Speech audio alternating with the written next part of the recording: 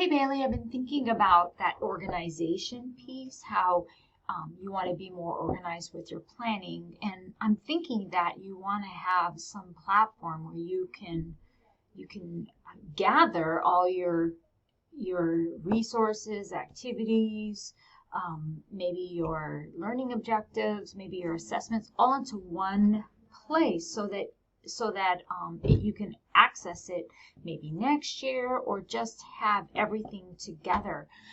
There's two platforms. I'm not sure if Raz is a Google site or if Raz is a Canvas site, but let me show you both so that you can make a choice what works better for you. You probably already know by now that you have a drive, which is basically just a holding place for all your Google documents, your Google Sheets, your Google Forms, as well as your YouTube videos that you make. Everything is held in your drive, and you can organize your drive with folders. So you can create folders by standard, you can create folders by topic, you can create folders so that everything is right there in that one central location. I put together just a quick planning sheet, and this is by no means the only way you could approach this. It's just an idea to get your creative juices flowing. Having a planning sheet might be something that's helpful, that's going to help you get organized. This is actually a Google document, and I know that you said that health was you wanted to approach growth mindset. So maybe you have a sheet that has your learning objectives, the assessment piece, and then all the different resources and activities for this particular topic or this particular standard, or however way you decide to organize it. This could be one way to do that. And then I'm going to make a separate video about Newsela and Discovery Ed and BrainPop, just because those are district sponsored platforms that you don't have to pay for.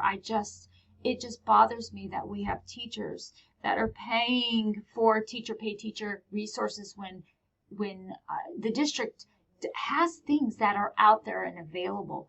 So having all those things out there and available in one central location might be super helpful.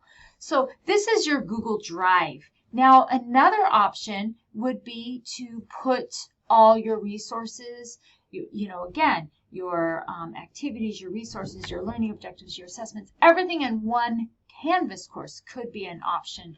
Let's say you wanted to use those courses that are already pre-populated to your profile, or you could even create your own course, just like a standalone start a new course. So you have that option. There's a button down here on the right hand side of your dashboard. You can start a new course, and you can just name it whatever way you want to. I know you're working on growth mindset right now, or by standard, or whatever way. So you can create these standalone courses that aren't attached to PowerSchool, but it could be a holding place for all the content, and that revolves around a topic or a standard. So here I just created this standalone course, and you can create assignments, you can you can input all these different modalities of content, and you can even create like a planning sheet like I just created in Google Docs. If you want to